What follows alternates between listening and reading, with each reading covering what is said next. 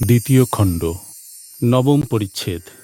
তস্মাৎ সততং কার্যং কর্ম সমাচর, অশক্তো হি আচরণ কর্ম পরমাপ্নোতি পুরুষঃ। কেশবাদী ব্রাহ্মদিগকে কর্মযোগ সম্বন্ধে উপদেশ। শ্রীরামকৃষ্ণ কেশবাদী ভক্তের প্রতি। তোমরা বলো জগতের উপকার করা। জগৎ কি এতটুকু গা? আর তুমি কে যে জগতের উপকার করবে?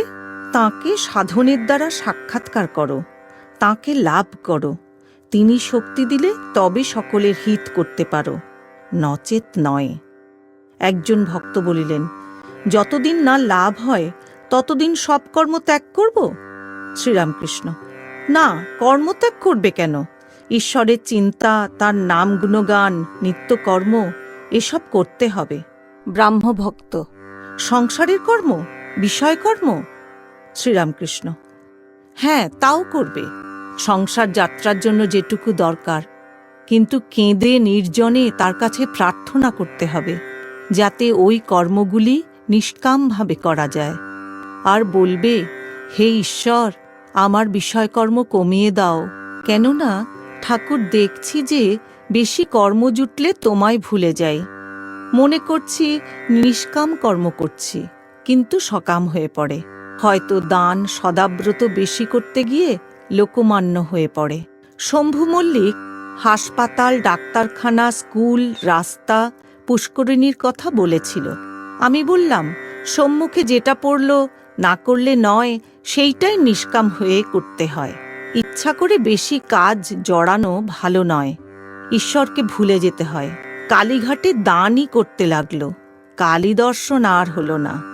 আগে জো সো করে ধাক্কাধুক্কি খেয়েও কালী দর্শন করতে হয়, তারপর দান যত করো আর না করো। ইচ্ছা হয় খুব করো, ঈশ্বর লাভের জন্যই কর্ম। শম্ভুকে তাই বললুম, যদি ঈশ্বর সাক্ষাৎকার হন, তাকে কি বলবে কতকগুলো হাসপাতাল, ডিসপেন্সারি করে দাও? ভক্ত কখনো তা বলে না, বরং বলবে, ঠাকুর, আমায় পাদপদ্মে স্থান দাও, নিজের সঙ্গে সর্বদা রাখো, পাদপদ্মে শুদ্ধা ভক্তি দাও। কর্মযোগ বড় কঠিন। শাস্ত্রে যে কর্ম করতে বলেছে, কলিকালে করা বড় কঠিন। অন্নগত প্রাণ, বেশি কর্ম চলে না। জ্বর হলে কবিরাজি চিকিৎসা করতে গেলে এদিকে রোগীর হয়ে যায়, বেশি দেরি সয় না। এখন গুপ্ত কলিযুগে ভক্তিযোগ, ভগবানের নাম গুণগান আর প্রার্থনা। ভক্তিযোগই যুগধর্ম। ব্রাহ্মভক্তদের প্রতি বলিলেন, তোমাদেরও ভক্তিযোগ, তোমরা হরিনাম করো, মায়ের নাম গুণগান করো, তোমরা ধন্য।